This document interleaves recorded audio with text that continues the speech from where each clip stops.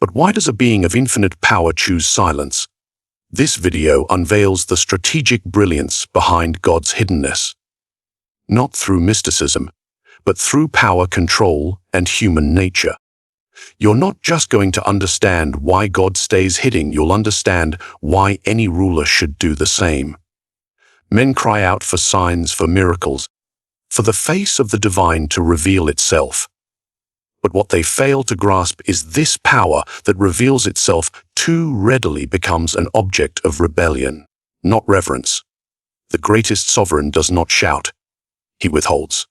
He creates uncertainty, and in uncertainty men kneel. The God who hides is not weak. He is not absent. He is untouchable. And in that silence, he achieves what all rulers desiring control without effort, obedience without presence, loyalty without proof. Today, I shall show you that hiddenness is not a flaw of the divine. It is its sharpest weapon. And perhaps a lesson for those who would rule men. You want power, real power, not the kind that shouts, not the kind that begs to be seen. Then learn this: what is seen too often is eventually despised. Look at history. The Roman emperors who paraded themselves before the people. Caligula, Nero, they wanted worship. They got mockery, revolt, and the blade.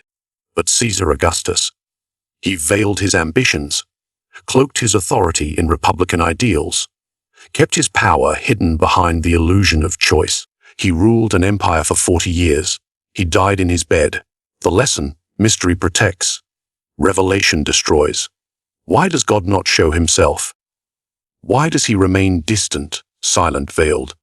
Because a perfect being must not be touched by imperfection, not out of fragility, but out of strategy. You think visibility earns respect. You've been told to put yourself out there, to be transparent, to let people really know you. But in truth, what people understand, they devalue. What they cannot define, they fear and admire. When something is unknown, the mind scrambles to explain it. In that gap, power thrives. Because people don't worship what they can see. They worship what they can't explain. This is why leaders who overshare always fall. The moment you explain your motives, the moment you show them who you are, they begin to measure you.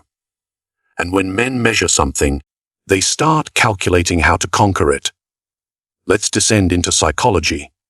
In interpersonal dynamics, the uncertainty principle reigns. If someone can't read you, they become obsessed with decoding you. Their thoughts spiral. They project strength onto your silence, meaning onto your ambiguity. Your absence becomes dominance. It's the silent boss in the corner office who controls the room, not the one who jokes with the interns. It's the partner who leaves a message unread, not the one who replies instantly, who holds emotional leverage. Understand, humans fill silence with imagination, and imagination is more powerful than reality. Now think of God. His silence does not weaken belief. It intensifies it. Each unanswered prayer becomes a test. Each moment of absence becomes a reason to trust more, not less. A hidden God becomes an untouchable force, impossible to question, impossible to defy. If God spoke daily, gave signs on command, he would be reduced. His words would be scrutinized, his tone debated, his miracles categorized like tricks in a magician's act. Eventually, someone would say, "That's it." But when he stays silent, he remains infinite. Mystery inflates status. Revelation shrinks it. Ask yourself, do you want to be powerful or popular? Do you want a wick or applause? Because the two are not the same. Even in your daily life, this applies. You enter a room. You say little. You observe more than you speak. They start to wonder, who is he? What's he thinking? What does he know that we don't? Soon, they treat your silence like authority. But had you spoken too soon, revealed too much, you would have given them weapons to use against you. It is not absence that weakens a leader. It is overexposure. In Florence, I observed this well. A prince who is too familiar becomes one of the people. But a prince who remains distant, cloaked, elusive, he becomes more than a man. He becomes an idea, and ideas cannot be assassinated. So what must you do? You must learn to say less than necessary, speak with purpose, withhold with power.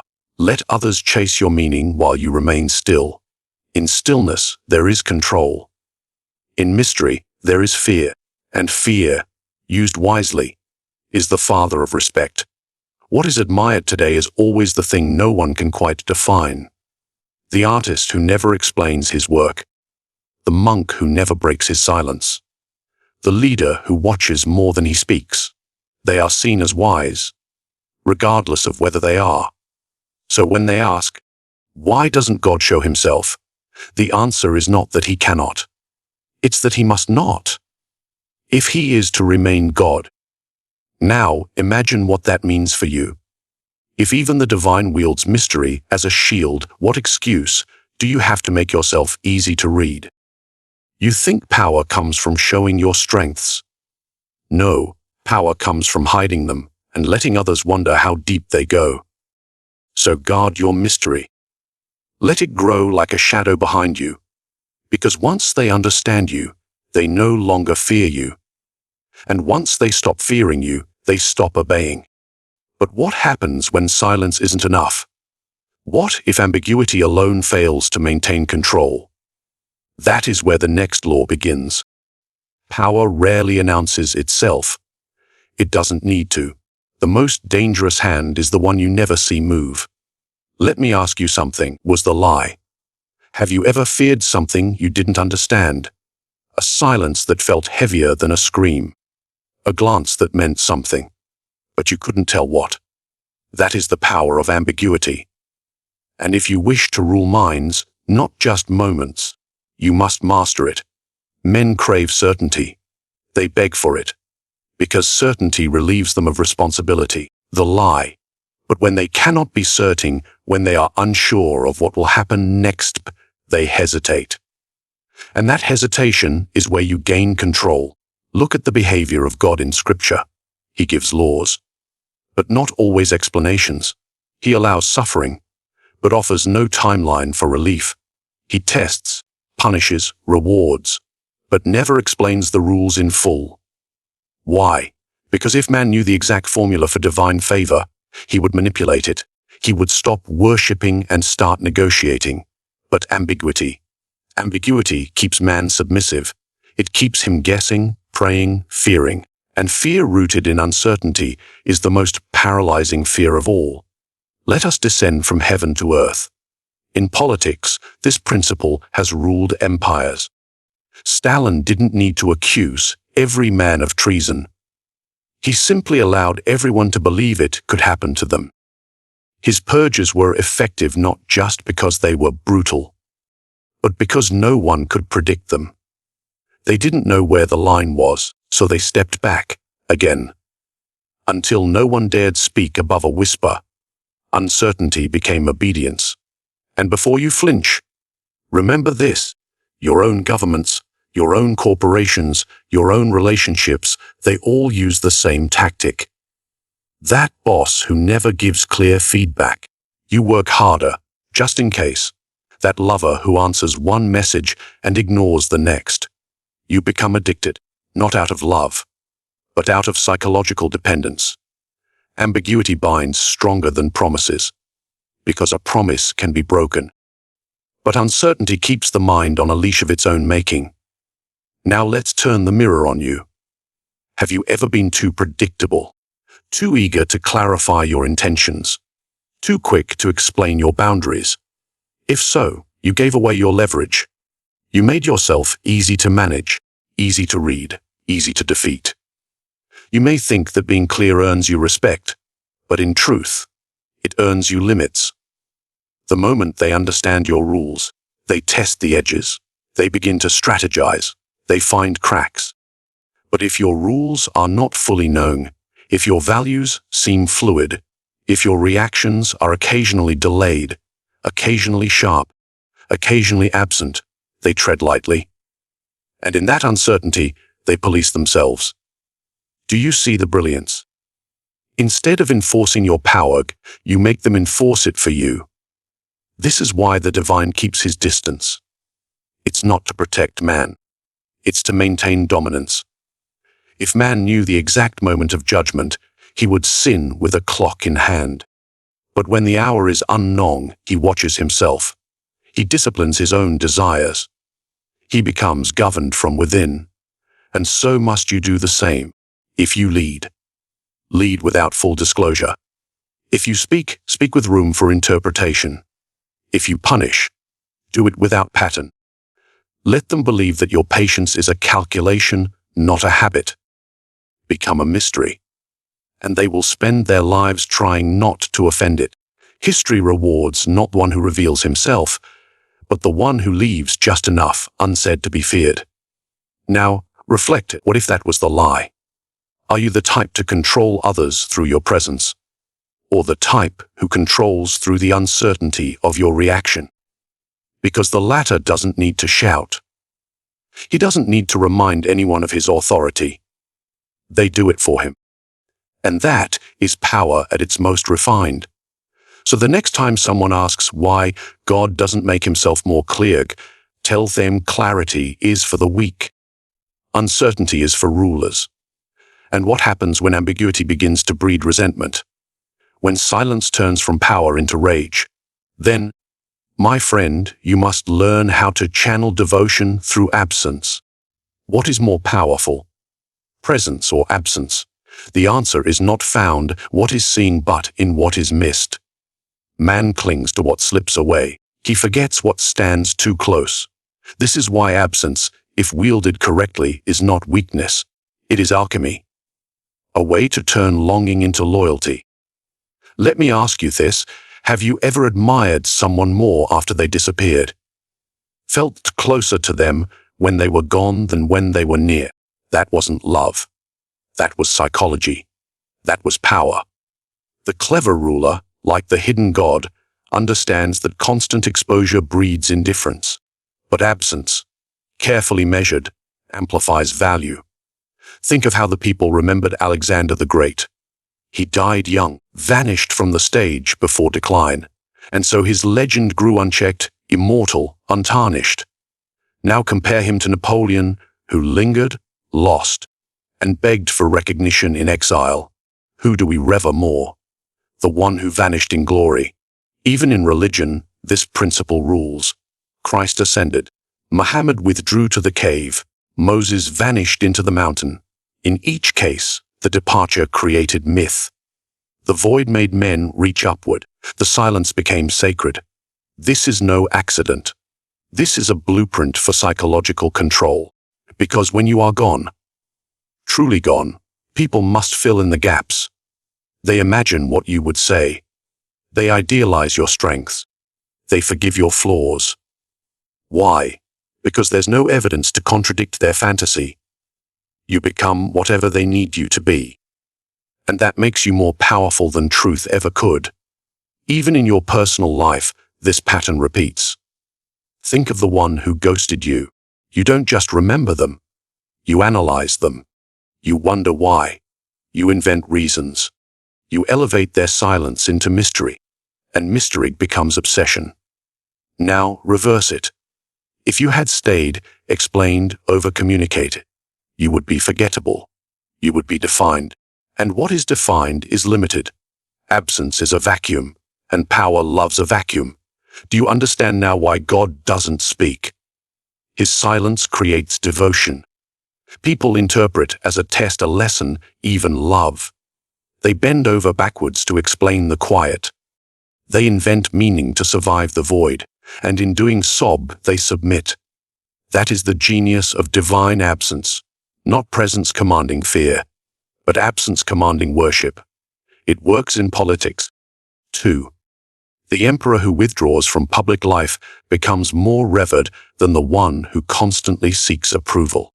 The leader who speaks rarely has his words studied, quoted, etched into stone. But the one who speaks daily, he's reduced to noise. A well-timed absence turns words into scripture. So here is your strategic lesson: withdraw strategically. Disappear purposefully. Make your silence say what your voice never could. The timing matters. If you vanish too soon, they forget you. If you stay too long, they resent you. But if you leave just after they've tasted your presence, they will crave you. Leave when your value is felt, not spent. This is how seducers manipulate the heart. This is how tyrants become legends. This is how gods are born. Absence is not simply the lack of presence. It is presence multiplied in the mind of the other. It triggers a powerful psychological effect, the Zeigarnik effect. Unfinished experiences linger longer. What is unresolved remains alive. So if you leave without closure, without explanation, without apology, you become permanent in their memory. Let the fools explain themselves. Let the weak stay to be understood, but you disappear at your peak. Let them wonder. Let them age. Let them defy you. Because once you're gone, you stop being a person. You become a symbol, and symbols do not die. Now ask yourself, have you overstayed your welcome somewhere? A job, a relationship, a social stage? Then you've already weakened your legacy. But if you learn to withdraw at the height of your influence, you don't lose presence. You gain power.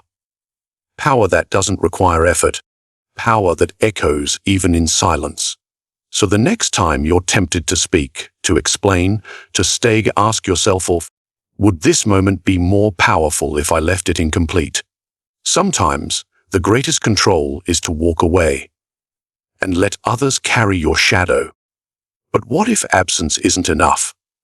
What if presence must return, but with dominance? Then it's no longer about being missed. It's about being untouchable. So you want to be seen, to be admired, recognized, applauded, obeyed.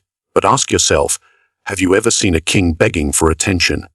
No, because the moment a ruler seeks visibility, he begins to lose the mystique that made him powerful. Visibility is not authority. Visibility is exposure, and what is exposed can be attacked. Do you understand this? Let's look back. Julius Caesar. He crossed the Rubicon, paraded through Rome, crowned himself in spectacle. The people cheered, for a while, but his visibility made him a target.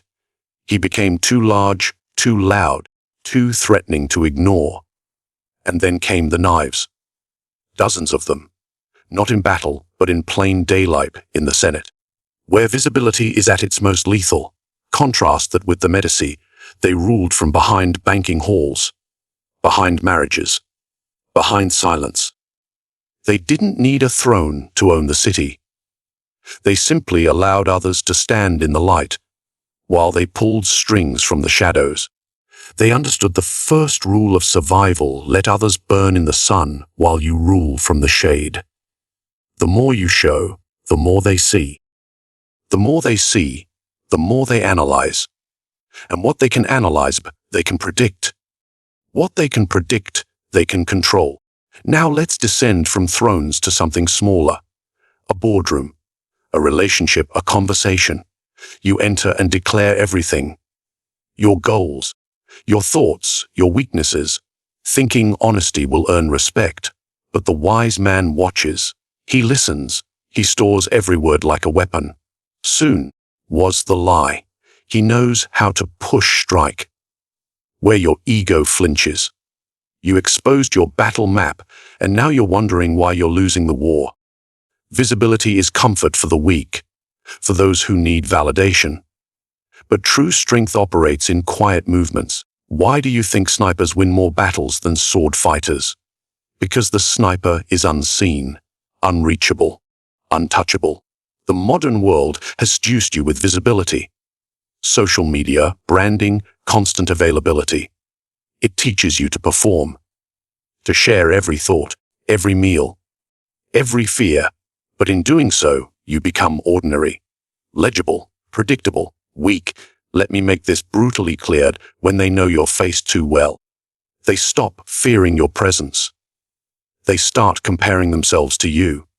And comparison is always the beginning of rebellion, even in religion. Why do prophets ascend? Why does God veil his face? Because even the divine must avoid the trap of familiarity. Familiarity breeds contempt. Distance breeds respect. If God were visible daily, he'd be debated like a politician, rated like a performer, dismissed like any man. But his inaccessibility makes him infinite. He cannot be compared, so he cannot be diminished. You must adopt this strategy. Remain present, but distant, available, but unreadable. Seen, only when it serves your purpose. This is how great manipulators thrive. They don't shout. They don't perform. They let others do the talking and sit in calculated silence. You want control. Then stop trying to be understood. Let them project their own ideas onto you. They're refused. They're worship. Because if you try to explain yourself, you hand them the knife, and they will use it. Keep your mind as a closed vault. Let your actions suggest more than they reveal. Let your name carry weight not because it's common, but because it's rare. Invisibility is not absence. It is untouchable presence. It is walking into a room and saying nothing, and yet everyone adjusts to you. That is real visibility. Not the visibility you seek, but the visibility they feel. So ask yourself, are you chasing admiration? Or are you building fear? Are you collecting applause?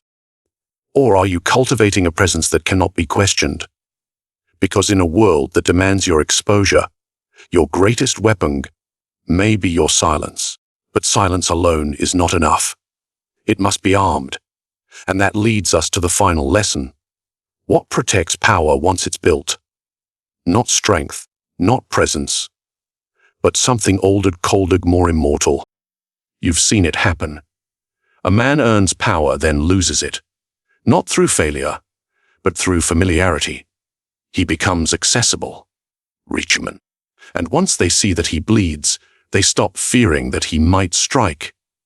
Here lies the final truth: power that is too close dies in their hands, but power that hides endures. Ask yourself, why do kings live in palaces? Why do they sit above, behind gates, veiled by distance and protocol? It's not luxury. It's insulation. It's design. Because the moment a ruler is too often seen, he becomes part of the crowd. And what belongs to the crowd can be challenged. Even God, the supposed architect of the universe, follows this rule. He does not descend each morning to remind you of his rule. He does not respond to every challenge. He does not explain himself, and yet, his authority remains absolute. Why? Because absence sustains divinity, and divinity cannot be questioned if it cannot be reached. Let us now descend from heaven to the throne room of Louis XIV, the Sun King. He understood this principle like few others. He ruled France with an iron will, not because he was constantly among the people, but because he placed himself above them. He constructed Versailles not as a home, but as a theater of control. Endless halls, unreachable doors, ceremonies to see his face, layers of distance. Every glimpse of the king was a performance. Every word, rare and strategic. He was not a man. He was a presence. And because they could not reach him, they could only submit to him. This is the architecture of enduring power. Withdraw without disappearing. Command without explaining. Rule without exposing. In your own life, you will face this temptation to be open, to be liked, to be understood. Resist it. Because the moment they understand you, they shrink you. When they know where you live, they stop fearing where you'll strike from. When they can text you, call you, joke with you, you become one of us. And all one of us cannot rule. You may still have the title, the position, the voice. But the moment they see you as equal, your authority becomes conditional. And conditional power is temporary power. You must cultivate an aura, not of arrogance, but of untouchability. You must be the figure in the shadows, the voice that arrives when it's least expected, the presence that is felt long after you've left the room. Not because you're loud, but because you're not easily replaced. Psychologically, this is rooted in a basic truth: humans revere what they cannot control. They submit to what they do not fully understand. They obey what they cannot access. The rare becomes sacred. The distant becomes divine. The hidden becomes unassailable. This is why legends last longer than leaders, why symbols outlive soldiers, why absence is often more powerful than presence. You must become a symbol, not a personality, a concept, not a conversation. When you speak, they must wonder why. When you appear, they must feel the ground shift. And when you're gone, they must still act as if you're watching. Because true power doesn't need to enforce itself. It conditions behavior through perception, and perception is manipulated not by visibility, but by strategic invisibility. So here is your command: withdraw. But remain present. Make your actions felt, not seen. Let your name carry weight, not your words. A lion doesn't prowl to prove he's king. His shadow alone keeps the gazelles in check. Ask yourself, are you feared in absence or only respected in presence? Because if your power depends on being in the room, then you don't hold power. The room does, but when your silence shapes their decisions, when your hiddenness defines their actions, then you are no longer a man. You are a force, and forces do not explain themselves.